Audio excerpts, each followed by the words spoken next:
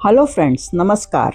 कई बार ऐसा होता है कि जब हम अपने जीवन की ऊंचाइयों पर होते हैं, हम यही सोचने लगते हैं कि ये सब मैंने बनाया, पर ये भूल जाते हैं कि उस परमात्मा ने हमारा हाथ थामा तो सब बन पाया। और परमात्मा भी हमारे कर्म देखता है तो ही हमारा साथ देता है।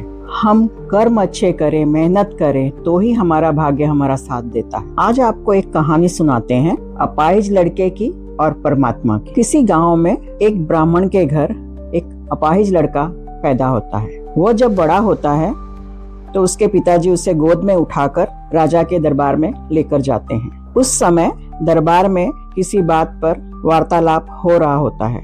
ये जो लड़का है बड़े ध्यान से वो सब बातें सुनता है। वो अपाहिज लड़का अपने पिताजी से कहता है कि पिताजी, यदि आपकी आज्ञा हो तो इस बात का मैं उत्तर दे दूं। पिता गुस्से में आकर कहता है, चुप मूर्ख, तुम इस सभा के क्या उत्तर दोगे? तुम तो हमें ही भोजन के लिए बोझ हो, तेरी रोटी भी हमें दंड के समान है। उस लड़के ने बड़ी नम्रता से बिना डरे अपने पिताजी से कहा, मैं तो परमात्मा का दिया खाता हूँ, आप मुझ पर कोई एहसान थोड़ी करते हो।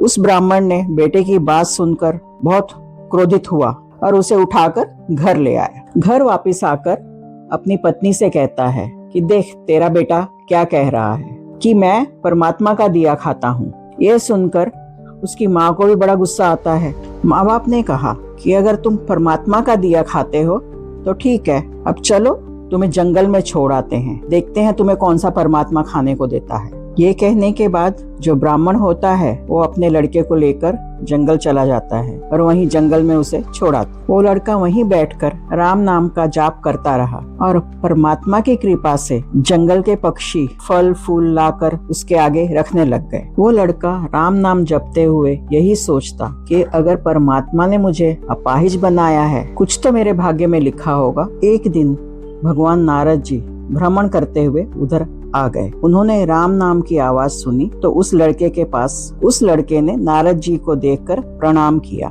नारद जी ने कहा, पुत्र, मुझे पहचाना, मैं कौन हूँ? उस लड़के ने नारद जी को देखकर प्रणाम किया और कहा, आप भगवान नारद जी हैं ना? नारद जी ने कहा, पुत्र, मुझसे कोई वर मांग लो, मैं तुम्हें कुछ देना चाहता हूँ। उस लड़के ने कहा, पहले ये बताइए, आप मुझे मेरे भाग्य का देंगे या अपनी ओर से देंगे? नारद जी ने मुस्कुराकर कहा, दूंगा तो तेरे भाग्य में से ही। उस लड़के ने कहा, मैं आपसे कुछ नहीं मांगता। नारद जी भी चकित हो गए। कितना छोटा बालक है, हाथ पांव से भी लाचार है, खाने पीने के लिए भी कुछ नहीं है, तब भी निष्काम भावना से जवाब दिया इसने मुझे। सोचते हुए नारद जी चकित अवस्था में ही ब्रह्मा जी के पास गए। जब ब्रह्मा जी को ये सब सारी बातें बताई तो ब्रह्मा जी भी चकित हो गए कि भाई ये बालक कौन सा बालक है, कैसा बालक है। उन्होंने नारद जी से कहा कि चलो चलते हैं इस बालक से मिलने। ब्रह्मा जी ने सोचा, चलो चलते हुए विष्णु जी से भी मिल लेते हैं। जब विष्णु जी को भी ये बातें बताई, वो भी सुनकर हैरान हो गए। उन्होंने कहा कि ऐसे बालक से मिलना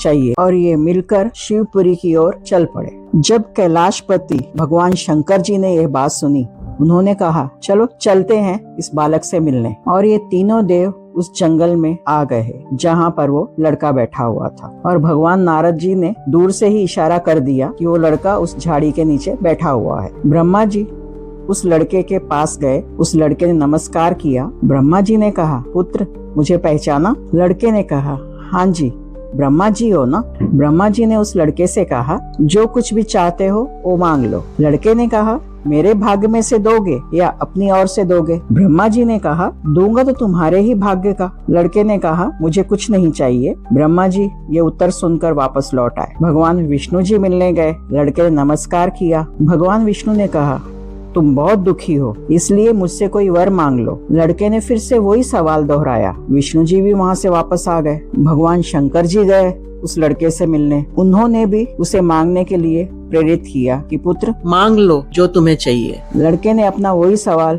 फिर दोहराया। इस पर तीनों देव इकट्ठे होकर विमर्श करने लगे। ये लड़का तो प्रभु के किए पर ही प्रसन्न है, इसलिए ये हमसे कुछ मांगता ही नहीं। हमें चाहिए कि हम अपने आप ही कुछ न कुछ इसे दे दे। ब्रह्मा जी ने कहा, मैं इसे वरदान देता हूँ, इसके समस्त अंग संपूर्ण हो जाए। और विष्णु जी ने कहा, मैं इसे वरदान देता हूँ कि ये एक महान राजा बन जाए। और भगवान शंकर जी बोले, बिना पढ़े ही 14 प्रकार के विद्या का ज्ञान हो जाए, ये वरदान देता हूँ। सो ऐसे ही हुआ।